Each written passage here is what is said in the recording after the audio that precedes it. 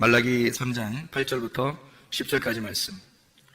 사람이 어찌 하나님의 것을 도둑질하겠느냐? 그러나 너희는 나의 것을 도둑질하고도 말하기를 우리가 어떻게 주의 것을 도둑질하였나이까 하는도다. 이는 곧 11조와 봉헌물이라. 너희 곧 온 나라가 나의 것을 도둑질하였으므로 너희가 저주를 받았느니라. 만군의 여호와가 이르노라. 너희의 온전한 11조를 창구해드려 나의 집에 양식 있게 하고 그것으로 나를 시험하여 내가 하늘 문을 열고 너희에게 복을 쌓을 곳이 없도록 붙지 아니하나 보라. 아멘. 오늘 말라기 3장 8절부터 10절까지 말씀을 같이 읽었습니다. 이 말씀은 이제 무엇이냐? 이 말씀을 우리가 잘 이해하지 못하고 성경을 보면 이 말씀이 한낱 헌물과 11조 드리지 않으면 벌을 받겠구나. 그래서 잘 드려서 하나님을 시험해보고 복 받으려면 헌물과 11조를 잘 드려야 되는구나. 이렇게 생각할 수가 있겠으나 그렇게 생각할 수도 있겠지만 그러나 우리가 좀 성경을 자세히 보면 여기에 두 가지의 이렇게 단어가 나오는데 중요한 두 가지 단어가 나오는데 자세히 보면은 조금 다르게 나와요. 그냥 봐봐요 한번. 어디 보면 말라기 3장 8절을 보면 뭐가 나오냐면 도둑질했는데 뭘 도둑질했는가 봤더니 11조와 봉헌물이라 이렇게 돼 있죠. 11조와 봉헌물을 도둑질했다 그렇게 돼 있어요. 그죠? 그래 놓고서 10절에 보니까 뭐라고 돼 있어요? 만군의 여호와가 이르노라. 너희의 온전한 뭐를 11조를 창구해 드려서 여기엔 봉헌물이 없네요. 그죠? 봉헌물이 없어요. 11조만 잘 드려서 그래서 양식 있게 하고 하늘문을 열어서 복을 쌓을 곳이 없도록 붙지 아니하나 보라 이렇게 돼 있어요. 그러니까 여기에서 중요한 단어는 사실은 봉헌물과 11조라고 하는 두 개를 가지고 뭐를 갖다 쌓아놓으라는 거예요? 11조를 쌓아놓으라는 거예요. 그러니까 봉헌물이 있고 11조가 있는데 그 중에서 11조를 쌓아놓으라 그렇게 얘기한 거죠. 그죠? 두 개를 도둑질했는데 너희가 두 개를 다 도둑질했는데 하나를 쌓아놓으라는 거예요. 뭘 쌓아놓으라면 11조를 쌓아놓으라 이런 의미인데 여러분 이제 이거를 자세히 성경을 알고서 봐야지 성경을 알지 못하고 그냥 보면은 이게 뭐야? 무슨 말이야? 뭐 이렇게 생각할 수 있단 말이에요. 봉헌물은 뭐고 11조는 뭐야? 쉽게 얘기해서 봉헌물하고 11조를 비교해 줄게요. 어떤 거냐면 이게 레위기 2장 13절에 보면 너희 소제물을 드릴 때 뭐를 빼지 마라? 소금을 빼지 마라 그랬죠? 소금을 꼭 같이 드려라 그렇게 말했잖아요. 소금을 드려야지만이 이 소제물을 받겠다 그런 얘기잖아요. 그죠? 그러니까 소제물하고 소금하고 같이 나와야 되잖아요. 근데 중요한 건 뭐예요? 핵심은 소금이 핵심이라는 거죠. 그러니까 봉헌물과 11조가 있어요. 그 둘 중에서 핵심은 뭐라는 거예요? 11조라는 거예요. 그러니까 이렇게 이해가 되겠죠. 무슨 말이냐면 11조가 소금인 거고 봉헌물이 소제물인 거지. 그러니까 소제물에 소금을 같이 넣어서 하나님 앞에 드려야 된다. 여기에 반하는 봉헌물에 11조라고 하는 것을 꼭 드려야 된다. 이렇게 얘기하는 거예요. 그래서 11조를 꼭 드려라 이런 얘기거든요. 그러면 11조가 뭘 나타내는 거예요? 10분의 1 돈을 얘기하는 거예요? 아니면 말씀이신 예수님을 말하는 거예요? 말씀이신 예수님을 말하는 거예요. 말씀이신 예수님을 빼지 말라는 거예요. 그러면 봉헌물하고 11조를 갖다가 쉽게 얘기해서 이제 우리가 누구라고 이제 한번 이 11조가 예수님이라고 했으니까 11조 예수님이니까 봉헌물은 누구예요? 나야지. 나도 드려야지 하나님 앞에. 나도 드려야 되는데 내 속에 뭐가 빠지면 드리는 게 의미가 없죠. 뭐가 빠지면 예수님이 빠지면. 그래서 11조라고 하는 걸 봉헌물에 11조라고 하는 것이 꼭 창고에 들어가야 된다는 거예요. 그러면 이제 복이 내려온다는 거예요. 그러니까 이게 그 11조라고 하는 걸 뭐라고 얘기한 거냐면 예수님을 얘기한 거예요. 예수님. 봉헌물을 나라는 것을 얘기한 거죠. 그러니까 너도 빠지고 예수님도 빠졌다는 거야. 그런데 너가 중요한 게 아니라 이 중에서는 11조가 굉장히 중요하다는 거예요. 11조가 없으면 봉헌물이 아닌 거지. 11조가 없으면 봉헌물 자체가 안 되는 거예요. 성립이 안 되는 거예요. 그래서 11조를 얘기하는 거지. 그게 이제 뭐라는 얘기하면 나라는 것을 하나님 앞에 드려야 되는데 내 속에 그리스도가 있어야 하나님이 받으신다 그 말이에요. 그러면 결국에는 이제 나도 중요하고 속에 있는 예수님도 중요한 거죠. 그죠? 봉헌물도 중요하고 11조도 중요한 거지. 그 중에 핵심은 11조라는 거죠. 소제물도 드려야 하고 그 속에 소금도 들어가야 되니까 소제물에 소금이 들어가야 되니까 소금이 더 핵심인 거죠. 소금이 핵심인데 소금 없이는 이 소제물은 드려봐야 의미 없다는 거예요. 가인이 소금 없이 소제물을 드렸죠. 하나님 앞에. 그때 하나님 안 받잖아요. 가인 거를. 이제 소금이 안 들어갔으니까. 안 받아요. 제사를 아무리 열심히 드려도 안 된단 말이에요. 성경을 영적으로 이렇게 보고 말씀을 이렇게 좀 깨닫고서 이렇게 보잖아요. 그러면 창세기부터 요한계시록까지 엉뚱한 얘기하는 거 아니에요. 사람들 11조 안 내면 저주를 받는다. 무슨 헌금을 이렇게 해야 된다. 저렇게 해야 된다. 요즘은 드리지 마라. 별 얘기를 다 하는 거예요. 근데 그런 얘기가 아니죠, 사실은. 여기에 있는 것은 네 안에 그리스도를 드려야 된다. 그런 얘기예요. 봉헌물에 11조가 꼭 필요한 거다. 하나님 앞에 그거 가져와라. 그거예요. 아니, 예수님이 있는 사람이 그냥 그냥 하나님 앞에 그냥 교회는 맘대로 그냥 자기 맘대로 다니고 이러겠어요? 생각해보세요. 그리스도가 속에 있는 사람은 교회가 자기예요. 그리스도가 교회라고. 그리스도가 교회고 교회가 그리스도예요. 그 사람은. 그러니까 자기의 삶이 오직 그리스도 중심으로 사는 거죠. 그러니까 자기 삶이 전체가 이렇게 있다면, 봉헌물이라면, 삶으로 하나님 앞에 예배를 드린다면 그 중에 교회가 11조인 거죠. 그러니까 교회가 굉장히 중심인 거예요. 자기의 삶이 언제나 생각이 다 교회로 집중되는 거죠. 왜냐하면 자기의 삶이 전체가 봉헌물이니까. 그렇죠? 자기의 삶이 다 봉헌물인데 그 안에 교회라고 하는 것이 핵심이다. 그렇게 되는 거죠. 이것이 이제 그 창세기 2장 7절에 보면 뭐예요? 흙에다가 뭐가 들어왔어? 생기가 들어왔어요. 그러니까 흙이 중요해, 생기가 중요해요. 둘 다 중요해요. 둘 다 중요한데 어떤 게 더 핵심이에요? 생기가 더 핵심이죠. 그게 생명인 거예요. 그러니까 흙도 중요한 거예요. 왜 생기 혼자 떠돌아다니면 그냥 영이 혼자 떠돌아다니는 거지 뭐. 그 사람이 아니잖아요. 그냥 영이지. 영이 혼자 돌아다니는 거잖아. 그러니까 흙이 반드시 필요해요. 흙이 필요한데 흙은 근데 생명이 없잖아. 그죠? 생기가 생명이 있단 말이야. 그래서 생기가 없는 흙은 의미가 없는 거지. 그러니까 흙이 나고 속에 생기가 말씀이신 예수님이죠. 나는 사실 살아있는 게 아니죠. 생기라는 말씀이신 예수님이 내 안에 들어올 때 내 몸이 오히려 살아난 거죠. 살아있는 거죠. 그러니까 나 자신이 하나님 앞에 봉헌물이에요.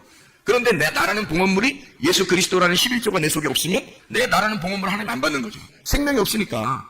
나라는 흙덩어리를 뭐하러 받아요? 살아있어야 받는 거지. 그래서 생기가 들어오면, 흙에다가 생기가 들어오면 이 생기를 가지고 있는 살아있는 홀이 되는 거예요. 하나님의 그 제사장. 하나님의 제사장이 돼서 에덴 동산을 지키는 자가 되는 거죠. 에덴 동산을 농사하는 자가 돼요. 예배하는 자가 되는 거예요. 그게 창세기 2장 7절에 말하는, 창세기 2장 5절에 농사할 자를 만들어 아바드 한달 있죠? 2장 7절에 흙에 생기를 불어넣어서 만들고 그 다음에 생기가 들어간 다음에 에덴 동산이 만들어지잖아요. 에덴 동산이라는 건 그 이후에 만들어지는 거예요. 그래서 거기에 예배를 드리는 장소, 이게 성전이에요. 에덴 동산이 성전이라고. 거기에 예배를 드리는 사람을 만들었어요. 뭐가? 11조가 들어온 봉헌물을 통해서. 그래야 하나님 받으시는 거죠. 그죠? 나라는 흙덩어리에다가 생기가 들어온 거죠. 소재물에 소금이 들어온 거고 어린 양의 피가 있는 거죠. 그게 생기예요. 그거가 있어야 살아있는 혼이고 그게 예배를 드리는 자란 말이죠. 그게 제사장이라는 거예요. 성경이라는 건 전체적으로 이렇게 파악되지 않으면 성경을 보기가 힘든 거예요. 그러니까 거기 단어가 이렇게 나오면 그 단어만에 막 집중한단 말이에요, 사람들이. 그러니까 단어에 집중하지 말라는 뜻이 아니에요. 그 의미를 알아야죠. 근데 단어에 집중하다 보니까 다른 걸 놓치는 거예요. 다른 걸 놓치니까 앞에서는 이렇게 얘기했는데 뒤에서는 다르게 얘기하고, 앞에서는 다르게 얘기했는데 뒤에서는 이렇게 얘기하고, 이렇게 된단 말이에요. 그러면 성경이 틀려지죠. 자기가 생각대로, 임의대로, 생각한 대로 성경을 얘기하는 거예요. 그러면 안 되는 거죠. 성경이 다 일치가 되는 거죠. 성경이 일치가 되니까 창세기부터 요한계시록까지 사실은 하나를 설명하려고 하는 거예요. 누구를? 예수를 설명하고 싶어서 이걸 성경을 갖다가 써놓은 거니까 그 예수를 갖다가 잘 우리가 발견해내는 것은 밭의 보화를 발견해내는 거고 그 보화를 발견했을 때 내 모든 것을 잃어버리고 그 보화를 이 밭을 사는 것은 당연한 거라는 거죠. 그러니까 나의 십자가를 지고 주를 따라가는 것은 당연한 거다. 주님을 발견했을 때는. 근데 주님을 발견하지 못하면 주님을 따라간다는 것은 뭐 힘든 일이죠. 억지로 해야 되죠. 왜냐하면 자기가 보화도 발견하지 않았는데 그 밭을 살라고 해봐요. 자기 모든 걸 팔아서 밭을 살라고 생각해봐. 보화도 없는데. 그러면 이제 어려운 거예요. 근데 보화를 발견하면은 자기 재산을 다 팔아서 밭을 사는데 행복한 거야. 기쁜 거예요. 왜냐면 보화를 발견했으니까. 그러니까 그렇게 살아도 행복한 거죠. 기쁜 거지. 자기 자신의 삶이 예배가 되는 거예요. 자기 자신의 삶이 하나님과의 동행이고 교통이 되는 거예요. 그 자체가 기도고 예배가 되는 거라는 거죠. 그럼 이제 살만 나는 거예요. 마치 소금이 곁들여 있는 맛이 나는, 빛이 와가지고 밝게 빛나는 그런 삶을 살게 되는 거죠. 어둠의 삶이 아니라 빛의 삶을, 맛이 없는 삶이 아니라 소금의 삶을 살게 되는 거예요. 그래서 빛과 소금이라 그렇게 말한 거고 소금과 빛으로 우리에게 설명해주고 있는 말씀들입니다. 이것이 이제 선악나무하고 생명나무하고 한번 비교해 볼까요? 그럼 선악나무하고 생명나무하고 동시에 같이 있어요? 아니면 이게 떨어져 있어요? 동시에 같이 있죠. 창세기 2장 9절에 보면 선악나무하고 생명나무가 같이 나온단 말이에요. 그럼 창세기 2장 7절에 생기가 들어간 다음에 바로 에덴 동산이 있고 에덴 동산에는 선악과 나무와 생명나무가 있다고 창세기 2장 9절에 말씀하고 있거든요. 그러면 생각을 해보세요. 이게 선악나무, 생명나무가 같이 있다면 생각을 해봐요. 이게 둘 다 하나는 나쁜 거라면 이게 같이 있겠어요? 이상하잖아. 하나가 나쁜 거라면 이게 같이 있겠냐고. 여기서 동시에. 그게 아니니까 같이 있는 거잖아요. 선악나무는 이렇게 되는 거죠. 자, 지금 금방 내가 얘기할 때 흙에다가 생기가 들어오니까, 그러니까 이 흙이 살아났다 그랬죠. 그죠? 그러면 선악나무하고 생명나무하고 둘이 나누어서 이렇게 볼 때는 선악나무는 죽이는 거고 생명나무는 살리는 거란 말이에요. 그러면 선악나무를 먹고 난 다음에 없고 생명나무가 이제 있게 되면 선악나무를 먹어서 없고 생명나무가 있게 되면 어떻게 돼요? 선악나무가 생명나무였으면 이렇게 되면, 그러니까 흙덩어리에 생기가 들어와서 하나가 됐어요. 선악나무에 생명나무가 들어와서 하나가 됐단 말이야. 그러면 이게 나쁜 거예요? 좋은 거예요? 살아있는 거예요. 그러니까 선악나무도 필요한 거였고 생명나무도 필요한 거였어요. 생명이라는 게 근본적으로 왜 필요한 거예요? 생명이라는 게 생명의 반대말이 있으니까 생명이 있는 거예요. 부활이라는 것도 아시죠? 부활이라는 것도 부활이 왜 있는 거예요? 죽은 게 있으니까 부활한 게 있는 거예요. 생명이 있다는 것은 사망이 있기 때문에 생명이 있다는 거예요. 사망이라는 단어가 있기 때문에 생명이 있는 거지. 죽음이라는 게 있기 때문에 부활이라는 게 있는 것처럼 같은 거거든요. 그러면 성경에서는 죽음을 나쁘다고 여겨요? 아니면 죽음이라는 것을 부활이라고 여겨요? 죽음을 부활이라고 여겨요. 죽음을 안식이라고 여긴다고. 그 예수님이 십자못 박혀 돌아가실 때 나는 안식한다 그러잖아요. 나는 다 이루었다, 다 완성했다, 나 이제 안식으로 들어간다, 뭐 이러잖아요. 그게 죽음이라는 거예요. 그러니까 죽음이라는 게 성경에서는 죽음이 곧 안식이에요. 그러니까 왜 그렇게 말해요? 우리가 이 세상에서 말하는 건 죽음은 나쁜 거고, 그리고 부활은 좋은 거고 이렇게 하는데 성경에서는 그렇게 다루지 않는 거예요. 그러니까 선악과 나무도 나쁜 거, 생명나무 좋은 거 이렇게 구분하지 않는다는 거죠, 사실은. 그죠? 그러니까 이렇게 보면 딱 맞아요. 이렇게 우리가 팔이 두 개잖아요. 그죠? 어느 팔 있어요. 왼팔, 오른팔 있죠. 그러니까 왼팔은 좀 부정한 거니까 좀 우리가 그냥 왼팔은 다 묶어놓고 살까 이렇게 뒤로 이렇게 오른팔만 가지고 살까 이렇게. 지금은 뭐 왼손으로도 밥 먹고 이런 사람들 많대. 그럼 어떻게? 왼손이 부정한데? 성경에는 오른손이 좋은 거기 때문에 하늘나라에도 예수님께서 하나님 우편에 앉아 계시다 그렇게 말하고 이렇게 뭐 그런 얘기 하죠, 그죠?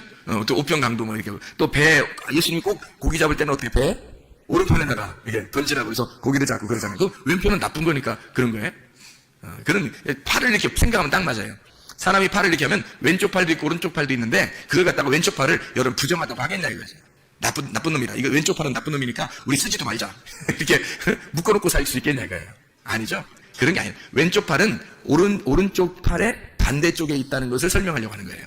그러니까 오른쪽 팔의 반대쪽이 왼쪽 팔에 있는 거고 왼쪽 팔의 반대쪽이 오른쪽 팔에 있다는 것을 설명하려고 왼쪽 팔, 오른쪽 팔 두 개가 다 필요한 거예요. 이게 두 팔이 필요한 거야. 팔을 왜 두 팔 벌려 이렇게 쌍수를 들어 환영하고 왜 두 팔을 벌려 이렇게 환영하고 그래요? 이 두 팔이 있어야 된다는 거지. 이게 선악나무 생명나무예요. 하나를 없애버릴 수가 없는 거라고. 같이 연결되어 있는 거예요. 이게 선악과 나무와 생명나무는 두 나무가 하나로 연결되어 있는 거예요. 이게 하나는 나쁜 거, 하나는 좋은 거 이렇게 말하는 게 아니고 왼쪽과 오른쪽을 설명하려고 했던 거라는 거죠. 그러니까 한마디로 말하면 선악과 나무를 먹었는데 우리가 선악과 나무 속에 누가 있어야 되는 거냐면 생명나무가 있어야 되는 거죠. 그래서 선악과 나무를 통과해서 들어가서 생명나무를 따먹어야 되는 거예요. 그러면 이제 영생하는 거라는 말이죠. 그러니까 이걸 어떻게 아는 거예요? 그럼 이게 어떻게 아는 거예요? 예, 지금 금방 우리가 성경 읽은 것처럼 봉헌물에다가 뭐를 만났어요? 11조를 만난 거죠. 봉헌물이 11조를 만난 거야. 그러니까 나라는 흙이 속에 뭘 만났어? 생기를 만난 거죠. 이해가 되겠죠? 소재물에 속을 만난 거야. 자, 선악과 나무가 생명나무를 만난 거예요. 그렇죠? 네. 그러니까 선악나무를 우리는 이제 무조건 나쁘다고 일단 봐, 사람들이. 그렇게 본다고 하는 건 왜 이제 그렇게 보는 걸 좀 조심해야 되냐면 그렇게 선악나무를 무조건 나쁘게만 보잖아요, 여러분. 그러면요, 여러분이 벌써 선악과 나무가 된 거예요. 아니, 선악나무를 무조건 나쁘게 보면 어떻게 선악으로 본 거죠. 선악과 무조건 나쁘다 했으니까 좋은 게 어디 있다는 거지, 생명나무가, 그죠? 좋은 게 어디 있다는 거야. 그러니까 선악나무가 나쁘다 그랬으니까 여러분은 뭘로 본 거냐면 선악으로 책을 본 거란 말이에요. 성경책을. 선악으로 본 거란 말이죠. 이 세상은 다 선악으로 보게 돼 있어요. 뭐 영화를 봐도 그렇고 생활하는 것도 그렇고 직장에서도 학교에서도 뭐 하여튼 이 세상은 모두 다 선악으로 보게 돼 있어요. 선악으로 성경에서 선악나무를 먹지 마라는 말은 무슨 말을 하겠어요? 선악으로부터는 먹지 마라 그 말이거든요. 선악으로부터는 먹지 마라. 그러면 선악으로 먹는 게 뭐예요? 세상이에요. 그래서 우리는 세상하고 친구 되지 말라는 게 우리가 여러분 그럼 나가면 친구 하나도 없어? 하긴 뭐 교회 열심히 다니면요 세상 친구들 별로 없어져. 교회 열심히 다니면. 그럼 우리가 교회 다니면서 세상으로 나가서 뭐 이렇게 직장에서 만날 수도 있고 학교에서도 만날 수도 있고 또 뭐 떡볶이집에서도 만날 수도 있고 뭐 이러잖아요. 그러면 그건 우리가 뭐 세상 친구 아닌가? 우리도 나가서 세상에서 만나면 세상 친구죠. 그죠? 교회 안에 있는 사람들도 나가서 우리 교회에서 만났는데 이러면서 밖에서 친구 될 수 있잖아요, 그죠? 그러니까 세상 친구 만나지 말라는 것은 세상 친구를 다 끊어버려라 어떤 이런 의미겠어요? 그런 의미가 아니죠. 세상 친구를 어떻게 하지 말라는 얘기예요. 왜 친구를 사귀지 말라는 얘기야? 선악으로 세상과 교회를 떨어뜨려서 선악으로 만나지 말라는 얘기예요. 선악으로 만나지 말라. 그러니까 세상 친구를 사귀지 말라는 거죠. 그게 다 끊어버리라 뭐 세상 친구 한 명도 없어야 돼 너는 이런 얘기가 아니라 세상이라고 하는 선악으로 판별이 되는 선악으로 구분하는 세상하고 너는 안 떨어져 있어야 된다. 그래서는 안 된다. 선악으로는 먹지 말아야 된다. 그런 얘기가 되겠죠. 그러니까 선악나무를 먹어서는 안 되는 거죠. 뭘 먹어서 이 선악나무를 아예 생명으로 보게 되면 선악나무를 안 먹게 되죠. 생명으로 먹게 되죠. 그죠? 예. 선악을 먹었으니까 사람이 율법을 알게 되고, 율법을 아니까 죄라는 걸 깨닫게 되고, 죄라는 걸 깨닫게 되면 주님의 은혜를 구하게 되고, 주님의 은혜를 구하니까 생명나무 대신 예수님이 오시는 거죠. 그래서 우리가 그분을 먹고 구원받는 건데, 선악나무 자체가 생명나무라는 것을 우리는 알지도 못하는 때에 이런 일들이 벌어졌다고요. 이런 일들이. 그러니까 아담과 하와가 우리가 지금 시대도 아닌데 아냐고요. 모르잖아요. 우리도 모르는 사이에 그런 일이 벌어졌다고요. 그러면 그건 이렇게 성경을 그런 일이 벌어지고 이거 성경책에 써놓은 것은 여기서 성경책에 뭘 가르쳐 주려고 한 것이지, 세상에 그걸 갖다가 어떤 건 선악나무야 어떤 건 생명나무야 그거를 구분해서 설명하려고 했겠어요? 그거를 먹으라고 어떤 걸 먹지 마라 뭐 이래서 이런 얘기를 쓰려고 했겠나요? 그런 게 아니라 선악나무 안에 생명나무가 있어요. 그래서 선악나무를 뚫고 생명나무를 만나야 돼. 그래서 이 속에 있는 하나인데, 이게 두 개가 나무가 하나인데 이 하나 안에, 선악나무 안에 생명나무가 있다는 것을 우리에게 알려주는 거예요. 이게 두 개를 이렇게 나누면 벌써 우리는 세상과 나를 완전히 구분해내는 거예요. 그래서 세상 친구 사귀지 말라고 할 때도 그렇게 사람들이 구분해서 막 교회와 세상을 구분해놓고 막 이렇게 한단 말이죠.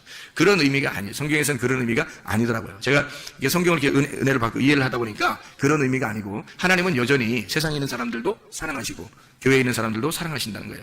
모두 다 사랑하시는데 그 안에 핵심이 빠지면 안 된다. 이런 얘기거든요. 핵심이 빠지면 안 된다. 그래서 선악으로는 먹지 마라. 생명으로 먹어라. 이 말이에요.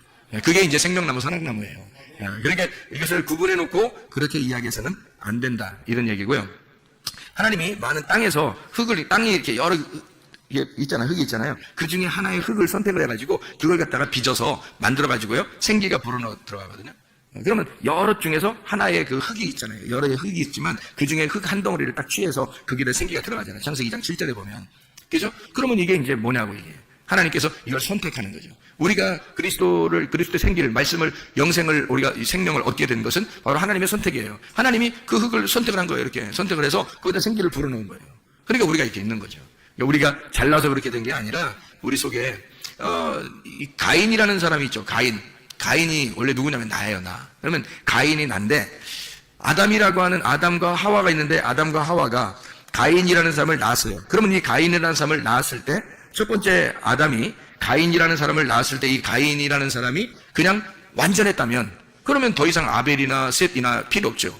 그러니까 가인을, 아벨이라고 하는 자를 제사를 드림으로써 가인이 아벨의 제사를 드리고, 그리고 셋으로 다시 나타나야지 그게 이제 온전한 사람이 된다, 이런 얘기거든요. 그러니까 가인이 아벨을 드렸다. 그러면 가인이 아벨을 드린 것 자체가 뭐를 의미하는 거예요? 소제물에 소금이 들어간 거예요. 그러니까 소금이 누군 거예요? 그러니까 아벨인 거지. 그래서 가인이 혼자 제사를 드렸을 때는 하나님 안 받잖아요. 그런데 아벨을 갖다가 죽이니까 하나님이 나타나시죠. 아벨하고 이렇게 가인이 아벨을 갖다 드리니까 막 드린 거라기보다도 이걸 죽인 거죠. 들에 나가서 죽였는데, 근데 그게 이제 아벨의 피가 그 땅에 쏟아졌어요. 그 모습이 다 누구의 모습이에요? 하나님의 아들의 모습이거든요. 하나님의 아들로 이 땅에 가인을 위해서 하나님의 아들이라는 아벨이 이 땅에 내려와서 그가 수증기처럼 이렇게 호흡이 날아가면, 그러면 셋이라는 하나님의 이름을 받게 된다는 얘기예요. 이렇게 가인과 아벨과 셋을 통해서 이렇게 연결되는 내용이죠. 그러니까 소제물에 소금이 필요한 것처럼 그런 말씀이에요. 그러니까 우리는 우리의 그 행함이라는 게 있죠. 행함으로 구원 받아요, 못 받아요? 못 받죠. 행함으로는 구원 못 받아요. 믿음으로 구원 받지, 그죠? 그러면 행함 속에 만약에 믿음이 있다면 그럼 온전한 거죠. 그러니까 성경에서는 믿음이 있노라 하면서 행함이 없으면 어떻게 해요? 죽은 믿음이다, 그렇게 되잖아요. 그러니까 행함으로는 구원받을 수 없어요. 그런데 행함 속에 믿음이 들어가면 그 행함은 온전한 것가 된다는 거죠. 그게 이제 야고보서 2장이에요. 그러니까 야고보서 2장은 실천하는 믿음이잖아요. 그러니까 믿음이 있는데 이것을 행함으로 실천하지 않으면 그러면 의미가 없는 믿음이 되는 거예요. 그러니까 이게 그냥 하나의 생기와 같은 거죠. 믿음이라는 말씀, 생기와 같은 거예요. 그런데 이게 행함이라는 걸 통해서 이 믿음이 살아있는 거죠. 온전해지는 거잖아요. 그러니까 행함과 믿음은 같은 거라는 거죠, 이게. 그러니까 이게 함께 있는 거예요. 마치 이제 흙덩어리에 생기가 들어가 있는 것처럼. 그냥 흙덩어리 자체로서는 구원받을 수 없죠. 행위 자체로서는 구원받을 수 없어요. 근데 그 속에 믿음이 들어가면 온전해진 믿음이 된다. 그러니까 행위 자체가 완전해진다. 그런 얘기가 되는 거죠. 그러니까 이렇게 그 속에 있는 그 속사람과 겉사람을 얘기하는 거예요. 속사람과 겉사람을 얘기하니까 껍데기와 알맹이를 얘기하는 거겠죠. 그죠? 그러니까 알맹이가 보호를 받으려면 뭐가 필요하다고요? 껍데기가 필요한 거예요. 그러니까 속사람이 진짜 보호를 받으려면 어떻게 뭐가 필요해요? 겉사람이 필요한 거죠. 겉사람을 갖다가 그냥 겉사람을 다 없애버려. 그냥 때려. 겉사람을 때려. 겉사람을 찔러. 겉사람을 갖다가 이제 막 미워해. 속사람만 좋아해. 뭐 이렇게 그런다면 참 이상하죠. 그죠? 겉사람이 난데 이 속에 그리스도가 속사람인데, 그러면 속사람인 이 그리스도가 나로 인하여 이 속사람이 온전해지는 거잖아요. 그러니까 이 속사람인 예수가 내 속에 들어왔으면 나를 통해서 완전해지는 거예요. 자, 믿음이 예수님이죠. 행함이 나죠. 그럼 믿음이 내 안에 들어와서 내 행함을 통해서 믿음이 온전케 되잖아요. 예수가 살아있다는 것이 나를 통해서 온전하게 되는 거죠. 그렇죠? 예수님이 자기 혼자 돌아다니면서 자기 온전하다고 할 수 있어요? 없어요. 예수님은 내 안에 들어오셔서 나를 통해서, 나라는 껍데기를 통해서 온전해지는 거예요. 그러니까 알맹이이신 예수님이 나라는 껍데기를 입고 그분이 주인이 돼서 활동하는 거죠. 그분 속사람이 예수님이 진짜인데, 주인인데, 나라는 겉사람을 통해서, 나라는 겉사람을 입으시고, 옷을 입으시고, 그리고 그분이 주인으로 활동하시는 거예요. 그분이 생명이니까. 나라는 흙덩어리를 입고 사신다고요. 그러니까 여러분 속에 그리스도가 들어오면, 여러분이라는 겉사람과 예수라고 하는 속사람이 하나가 되는 거예요. 근데 겉사람은 어떻게 돼요? 늘 부패해져요. 부패해져 간다고요. 그러니까 점점점 늙죠. 우리가 아무리 젊은이처럼 막 하려고 해도 노력해도 늙어가요. 늙어간다고 점점점. 그러니까 이 겉사람은 자꾸 늙어가는 거예요. 근데 속사람은 날로 새로워지는 거죠. 그러면 겉사람은 날로 이렇게 늙어가니까 나쁜 놈이에요? 그런 얘기 아니죠, 그죠? 이게 속사람이 중요하다는 얘기지 겉사람이 나쁜 놈이라는 얘기는 아니잖아요. 그러니까 우리를 통해서 사실은 그 알맹이가 우리를 통해서 이게 드러나는 거예요. 나타나는 거라고. 이게 온전해지는 거예요. 우리는 그리스도를 이렇게 보호하는 거예요. 이 껍질로 보호하는 거예요. 그래서 어느 날 내 껍질이 불에 탈 때 이 껍질이 벗겨지는 날, 그날이 언제예요? 내가 죽는 날이에요. 내가 죽는 날이 껍질이 벗겨지는 날이죠. 그럼 알맹이만 나오잖아요. 그 알맹이 뭐였어요? 속사람이었어요. 내 속에 진짜인 영, 하나님 아들이었단 말이에요. 그분이 하늘나라의 주인이죠. 그러니까 내가 가는 게 아니라 하나님의 아들 예수가 가는 거예요. 그러니까 온전히 가면은 새 이름을 다 받잖아요. 그죠? 새 이름을 다 받아. 각자 새 이름을 다 받으니까 이름이 다 틀릴 것 같아? 아니에요. 다 예수가 되는 거죠. 하나님의 아들이 되는 거죠. 그렇죠? 그렇게 하나님의 아들 예수로 되고 싶어요? 아니면 여러분 이름 가지고 그대로 가고 싶어요? 부모님이 주신 이름이라고 규정하다고 그 가지고 가고 싶어요? 안 되지. 하나님의 아들이라는 예수의 이름을 우리가 받아야 된다고요. 그 새 이름을 받고 우리가 가는 거예요. 그분이 진짜인 나였으니까. 이제 나는 없어졌으니까. 나는 죽었고 그분이 나니까. 그러니까 그분의 삶을 살아간다면, 그러면 나의 삶이라고 하는 건 그분의 삶으로 다 모든 것이 바뀌어가는 거죠. 그렇게 바뀌어가는 삶이, 그렇게 바뀌어져 가는 과정이 애국 광야 가나안인 거예요. 1층, 2층, 3층으로 올라가는 거예요. 점점점 깨달아가는 거예요. 이렇게 하나님의 아들을 점점 깨달아가서 열매를 맺는 거예요. 가나안 땅 들어가서. 그러니까 껍질이 이렇게 조금씩 벗겨지는 거죠. 껍질이 점점점 벗겨지면서 속에 있는 씨가 나오는 거예요. 그 속에 있는 씨가 나오는, 껍질이 벗겨지고 씨가 나오는 거를 성경에서는 할례라고 그러는 거예요. 할례. 그러니까 알맹이를 드러내는 거죠. 껍질을 벗기고 알맹이를 드러내는. 그게 이제 할례라고 하는 거예요. 이게 뭐 굉장히 중요한 거예요. 그래서 왜 그걸 어떤 사람이 여자는 할례를 안 하고 왜 남자는 할례를 합니까? 아프게 이렇게 따지는 사람이 혹시 있을지 모르는데, 누가 씨를 줘요? 남자가 주기 때문에 그런 거예요. 하늘의 아들, 하나님의 아들 예수가 그분만이 씨를 가지고 있거든요. 하늘의 씨를. 그래서 그분이 이 땅에 벗겨지셔서 내려오지 않으면 씨를 못 받아요, 우리가. 그래서 그분이 알맹이라고 하는 것을 씨를 전달해 주기 위해서 내려오셨기 때문에 남자만 주는 거예요. 남자만 할례를 받으라는 거예요.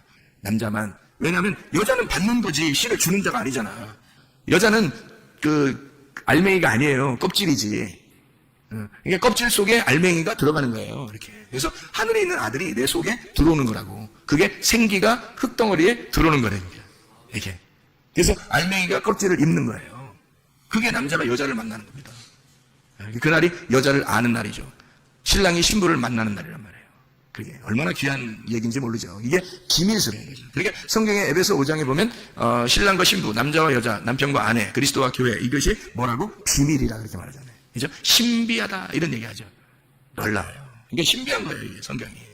그걸 이제 이렇게 파헤쳐 나가는 거죠. 이게 파헤쳐 나가는 게 1층에서 2층으로, 2층에서 3층으로 이렇게 파헤쳐 나가는 거예요.